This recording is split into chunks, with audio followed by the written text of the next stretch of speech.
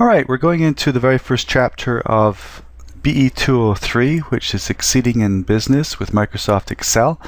And what we're going to do today is we're going to do a basic review of some of the stuff that you've probably learned in the earlier courses of learning Office. So this is a bit of pretty much a review. The way things are going to work is that I'm going to be looking at files here. It's called the TZ Edge. The TZ Edge is the company that we'll be using throughout this course in terms of a reference point, and this company produces sporting goods. And so in particular they produce shoes. So if you look at this particular spreadsheet here, or this worksheet we can call it, well, let me open it up. There it is there. We're going to calculate a shoe. We're going to look at the cost per shoe, but I'm going to look at some of the problems with this worksheet and highlight that for you. You'll notice here though in this list of files that are available on the eLearn site is that it says L1 start and L1 end. So if I double click on end, this was what it ended up being looking like at the end of this particular video. Alright, so this is where it starts off and this is where it ends. And it's the same thing with all these other files that you see here. We've got a start and we've got an end. We've got a start and we've got an end. Level L1 means level 1, which is easy stuff. Level 2 is medium in terms of hardness or difficulty. And number 3 is probably the hardest in this particular chapter. So today we're going to do L1, and then that video will be finished, and then we'll do another one for the remaining L levels in this chapter. And then we'll keep doing that for chapters 2, 3, 4, 5, and 6. Each one of them has levels in it, 3 levels, and so that would be 18 videos in total. Unless I decide to break them up because they're too long. So, all right, so let's start off. If I take a look at this video right here, the first thing that we're going to notice is we see these hashes here. No, this thing keeps coming up. Keep currency and don't show this message again. That's what I want to do. All right. So if you look at these hashes here, you'll probably remember from last time that you were using Excel, all these hashes mean is that the column is not wide enough. All right. You see how I've moved this? I'll undo it. Best way to do that is just to double click between the columns, E and F. You see how my arrow is turned into a left and a right? Well, at that point, if you double click, it will automatically expand to the widest thing in that particular column. Okay? Next thing, if I take a look at this number here, which is $2,235, that number there is on the left-hand side of the cell. Recall, if I do text with words and I press enter, text is always on the left-hand side of a cell, and numbers, let's just 1, 2, 3, 4, if I press enter, are always on the right hand side. And so let me just throw that away. So what Excel is doing here is that saying, you know what, I see some numbers there, they're on the left hand side of the cell, and I don't know if that's what you really want to do. If you remember, if I press the little apostrophe, that little thing there, and I type a number, 1, 2, 3, 4, 5, 6, something like that, press enter, that is considered a piece of text in Excel's world. Anything with an apostrophe like this at the beginning is a indicator that what follows it is going to be text. So in this case we have a number that is going to be considered text, and in many cases that is a valid thing to do, such as your social insurance number. It's perfectly valid to have a social insurance number entered as text because you're not going to use it for any calculations.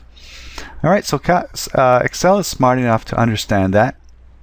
I'm just going to delete this, and I'm going to look at the little warning that comes up. If you hover over it and then click the little black drop down beside it, I say I want to tell Excel, thank you for letting me know about this possible problem. I want you to convert that to a number for me.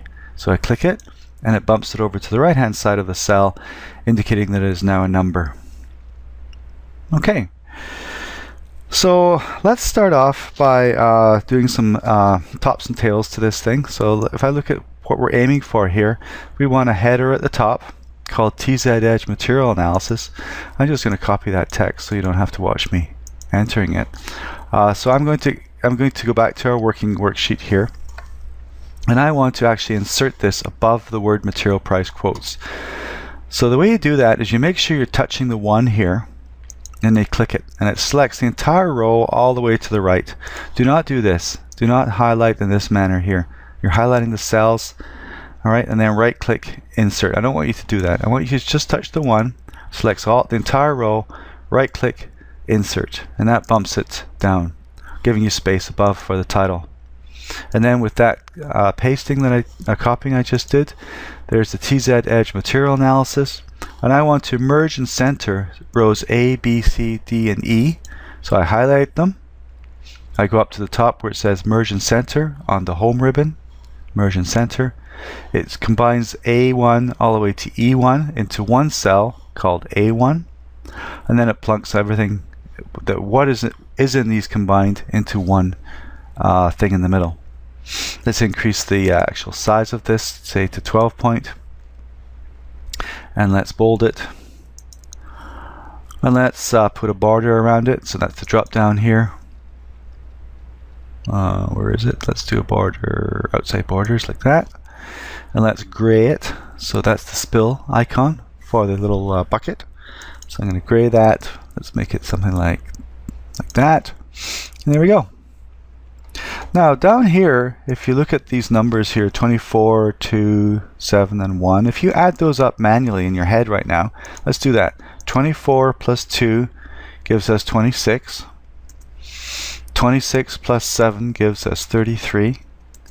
33 plus 1 gives us 34. Alright, so the addition of these numbers here adds up to 34. So why is it showing 36 there? Maybe there's something wrong with the formula. So let's take a look at that. Let's get rid of these little reference numbers here. So let's take a look at 36. Now 36 says it's a formula. It's got an equal sign at the beginning, which means that it's now a formula. So it's going to look at cells and plunk stuff into a formula. So it's going to look at D13. It's going to look at D14, D15, and D16. Add them all up. That's what it says there. See that? Equals D13 plus D14 plus D15 plus D16. So, but we just added them all up, and that turned out to be 34. Remember we just did that right there? 34 was what we added it up to, but it's showing 36. So what we have to do is we have to investigate the formulas here behind each one of these items. So let's do that. Alright, so the 24 here is a formula that is trying to figure out the total amount of leather costs in a particular shoe. So it is $1.23 square feet SF, and it is multiplied by the leather cost, and the leather cost up here is $19.86 per square foot. So the formula then is B13, this one right here, multiplied by E4 up here. So is that correct? It is. B13 times E4. In fact, if you press Control tilde, the tilde is a little button beside the number 1, the 1 key on the left hand side of that, to the left. I'm going to press that right now, Control tilde, both at the same time, and it comes back and shows me all the formulas built into this worksheet. And what's nice about that is it shows you what is blue here is the blue part of the formula, what is red is the red part of the formula. If I do that for all of them, you'll see how it all jumps around, showing how the formulas are interacting with the other cells in the worksheet. If I press Control tilde again, it goes away. So that first one looks to be okay. Next one. Now look at this here. We've got the value of the internal arch support. Okay, and that's sitting as $2.23.5. That's right here. That's not a good way of doing it in Excel. The best thing to do, or the better thing to do, is to create a formula, because all the numbers are up here. And this shows that you buy the arch supports in quantities of 1,000 as a lot, and we are paying $2,235 for that lot. So intuitively you'll know that it's $2.23 each. But you should get Excel to do that, because down the road they might purchase more arch supports and it would cost, say, $2,400. You don't want to go down and have to edit this little cell to indicate that new price. So it's better to have a formula that looks up here. You enter the stuff in the cost per unit up here, and it automatically gets transferred down here by referencing it. So the formula we're going to do here is equals. You always start a formula with equals. You point at the cost, you press divide, and then the quantity that's in that total cost. And you'll see how the formula is being built right here, right? Press enter, and it comes back with $2. Now, that should be $2.23, 23.5 cents. So I'm going to increase the decimal places here by clicking on that. And you see how it comes back. Let's do the same thing here so we have consistent decimal places. Let's increase that to 3. Okay, let's go down and see the final two in the formula. Now, this formula shows that we're adding up that plus that. All right, let's go back to the formula. E8 plus E9, which is sitting right here where my mouse is pointing. E8 plus E9. And then we're multiplying by 2. And why is that? Well, evidently for every shoe, we need 2 sets of trim. Okay, maybe on the left-hand side of the shoe, on the right side of the shoe, you need 2 of these. And each of these little SWED insert logo trim type things, each set, all right, so it's $4.57. If I highlight these two numbers, and if I look at the bottom right here, see that?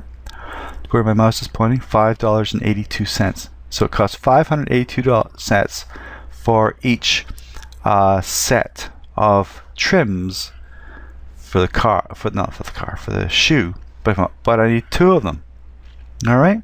So if I look at the formula here, I got a problem.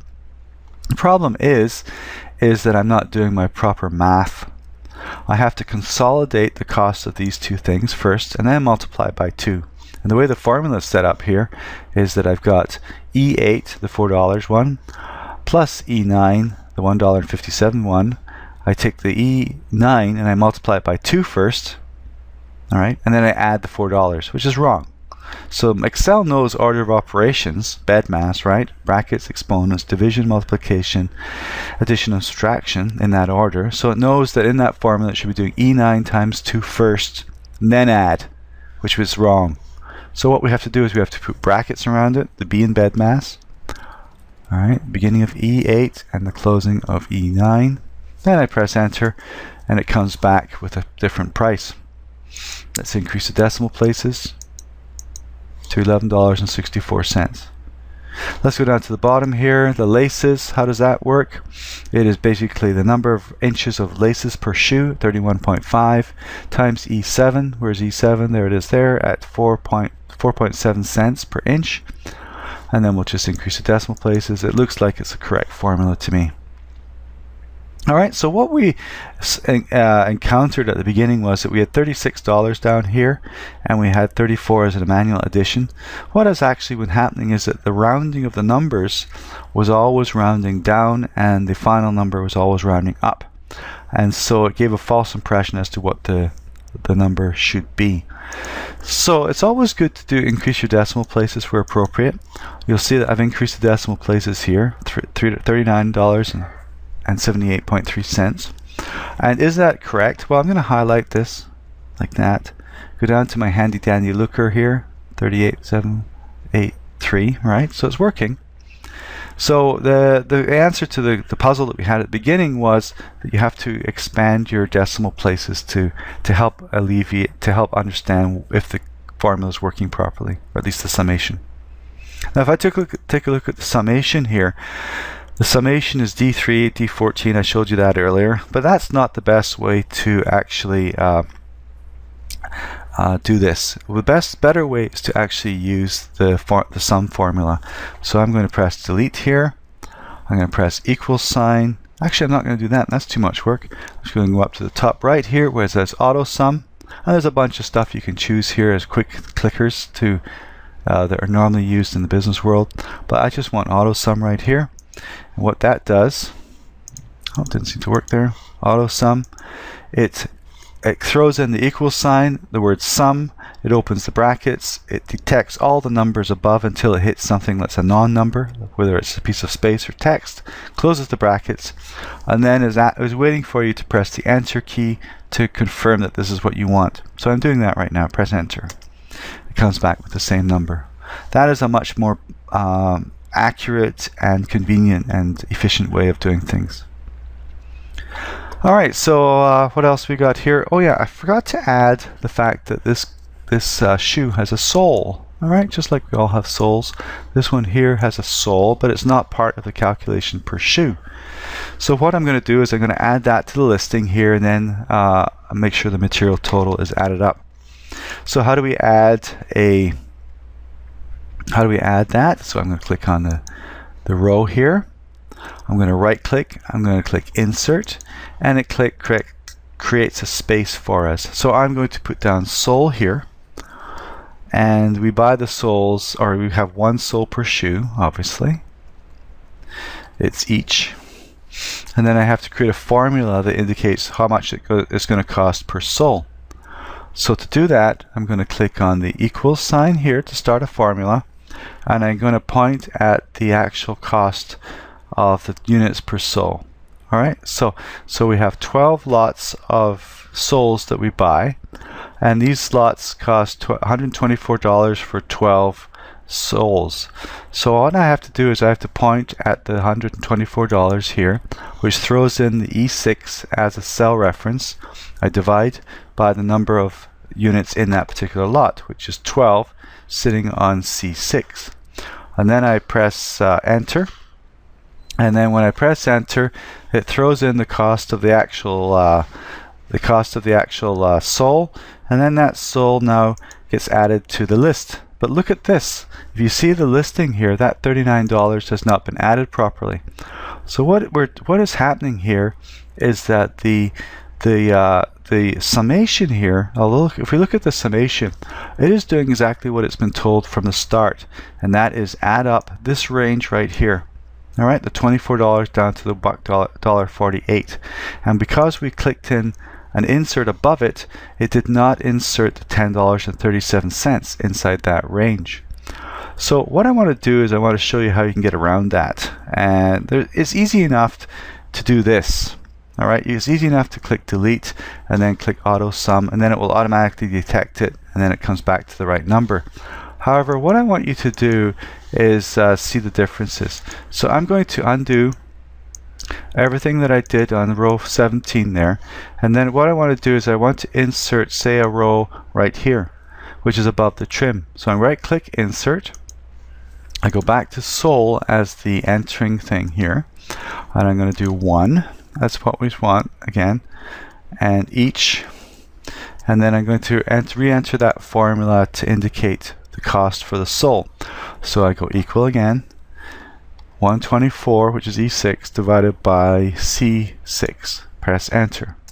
And then at this point, it now is, because it's inserted within the range that the summation was in, then it will add it now to the listing. Alright, because we inserted it at the D17 is now bumped, is now at the end of the range. And so what that means is that you have to be quite careful when you're actually entering insert lines above summations, because that summation will not pick up any incremental additions unless you insert the line somewhere within the range that is representative of that actual summation.